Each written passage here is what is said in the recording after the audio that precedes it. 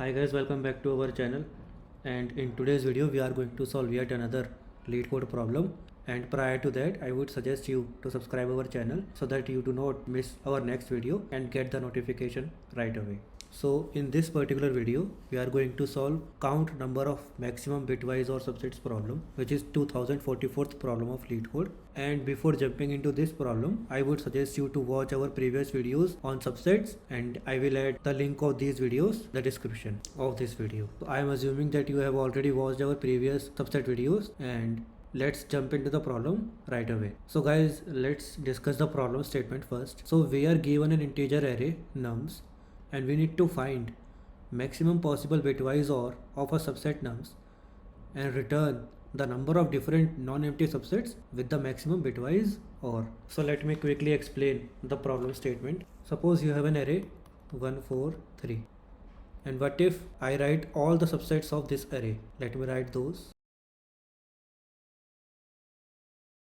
So these are the subsets of this particular array. Now as per the question, we need to ignore this empty subset. So these are the non-empty subsets of this particular array, right? Now we need to calculate bitwise OR of every particular subset among its individual elements, right?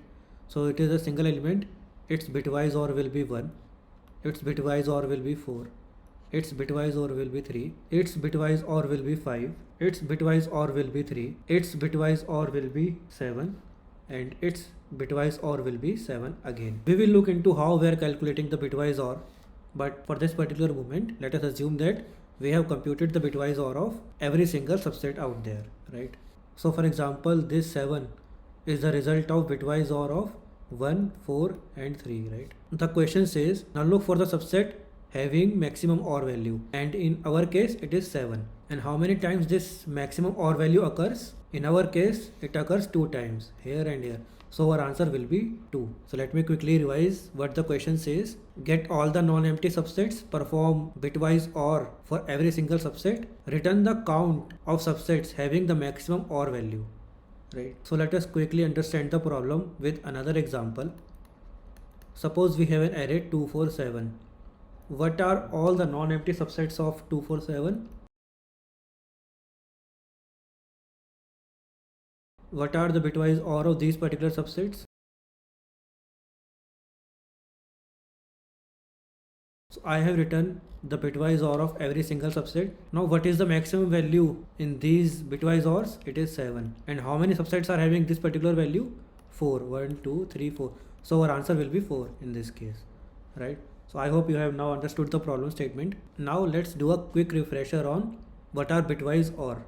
Suppose we need to find bitwise OR for 2 and 7. So let us write the binary representation of 2, which is 0, 1, 0. And binary representation of 7 is 111. For every single position, compute the OR, right? So if I write the OR table, so 0 or 1 is 1, 1 or 1 is 1, 0 or 1 is 1. So bitwise OR of 2 and 7 will be 111, which is binary representation of 7 itself, right? Hence 7. And also bitwise OR of a single element is the element itself, right? Why? What if I do the bitwise OR of 2 with 0? So binary representation of 2 is 1, 0, right? And binary representation of 0 is 0. The bitwise OR of these two elements is again 1, 0, which is binary representation of 2 itself. So bitwise OR of single element is its element itself, right? That is why single element has bitwise OR as its value itself, and for the rest we have calculated the bitwise OR among the elements.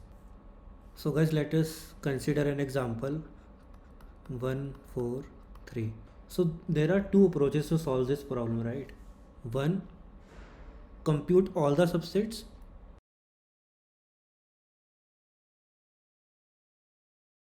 Then compute bitwise OR value for every single subset.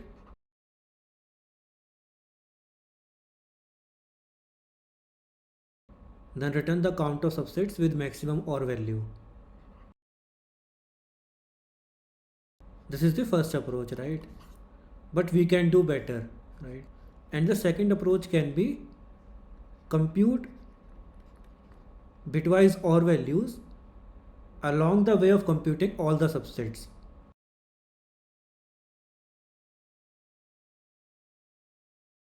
So this is a pretty much efficient approach, as we do not need to compute bitwise OR values after computing the subsets, right? We can compute those values along the way calculating the subsets itself. And how did we computed all the subsets using backtracking? So let me quickly explain how did we compute the subsets of a particular array. And for detailed explanation, you can obviously visit our previous videos wherein we have talked about the backtracking approach of computing the subsets. Here I will be rushing into the process to save some time, right? So at every single step, we do a choice, either we will include the particular element or not. And initially I am at this index, I will make a choice. I can include that into my subset or I can ignore that element right away. Now I am at this index.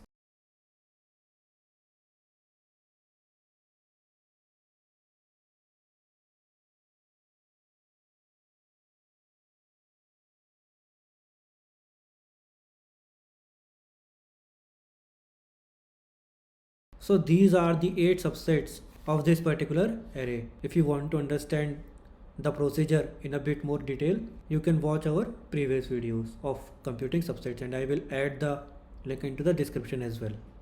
Let me keep two global variables, count and max OR. Both are initialized to 0. Max OR will hold the value of maximum bitwise OR value we have found in these 8 subsets, and the count will hold the number of subsets having this particular max OR value as bitwise OR of their elements. Now initially I am at index 0. What I would do is, we will be computing the bitwise OR along the way of computing the subsets itself. So as soon as I opt in to include 1 in my current subset, I will update the current OR value as 1, right? Because OR value of a single element is 1 itself. Now the recursion will move into here. Now at this step I choose okay, I will include 4. So what I will do is, I will update our current bitwise OR value with 1 or 4. So bitwise OR of 1 and 4 equals to 4. So I will update the current OR value as 4. Now I include 3, and hence I will update the current OR value as 1 bitwise OR 4 bitwise OR 3, and its value is 7. So I will update the value as 7. And as I have reached to the end and computed a subset, I will check if our current OR value is greater than maximum OR. Yes, it is. Our max OR is 0 and our current OR is 7.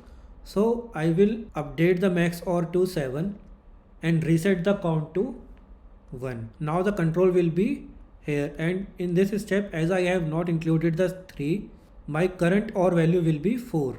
Now I have again reached to the end and my current OR value is 4, which is lesser than my max OR. So I will ignore this value, right? As I need to compute the number of subsets with max OR values as their bitwise OR. So this flow will also be completed. Now we are moving upwards and then here. So in this step, I have decided that I will not include 4. So my current OR value will be 1 here. And then in next step, I have decided that now I will include 3. So I will compute the bitwise OR of 1 and 3, which is 3 itself, right? So my current OR value is 3 here. So now again I have reached to the end. I will check if my current OR value is greater than max OR. No, it is not. So I will just ignore this value, right? Now moving here, as soon as I reach here, my current OR value will be 1. I will check if this is greater than 7. No, it is not. So I will ignore this value, and hence the call will be back to the root and then here, right? Here my OR value was 0, right? Because I have not included any element till here. Now at this step, I choose to include 4 and update my current OR value to 4. And then I choose to include 3 in my current subset and hence update my current OR value with the bitwise OR value of 4 and 3, which is nothing but 7, right? So my current OR value is 7. Now again I have reached to the end. I will compare my current OR value with the maximum OR. They are same. So I will just increment the count, right? So in this way, I can proceed to the end of the recursion tree. So as soon as I have computed a particular subset, I will be having 3 choices. The current OR value can be greater than max OR value, the current or value can be equal to max or value, the current or value can be less than max or value, right?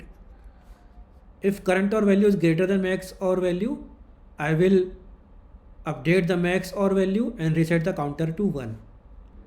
If current or value is equal to max or value, I will increment the counter, and if current or value is less than max or value, I will simply ignore that, right? Because I have already computed a max or value which is greater than current or value, and we are looking for maximum bitwise or value. So guys, let us quickly do the code walkthrough. So in this code, as I have already explained, I have kept two global variables which are initialized to 0, right? And I have created a function which is taking the nums array itself, the current index which is initially 0, and the current or value which we are computing along the way of computing the subsets itself, so that we do not need to compute them later, right? So this is the base case of our recursion. This base case will be triggered as soon as we have computed a particular subset, and this corresponds to the choices I have explained here. If our current or value is greater than max or, that means we have found a new maximum, I will update the counter to 1 and reset the max or value. Else, if that is equal to the max or current or value is equal to the max or value, I will just increment the count, right? And these two corresponds to the choices at each step of our recursion tree. Either we can include that element or not. If we are including that element, I am simply updating the current or value by computing the bitwise or, otherwise I am ignoring that element, right? So let us quickly try to submit this code, and it has submitted successfully. So guys, that's all for this particular video. We will be back with another LeetCode problem. Bye.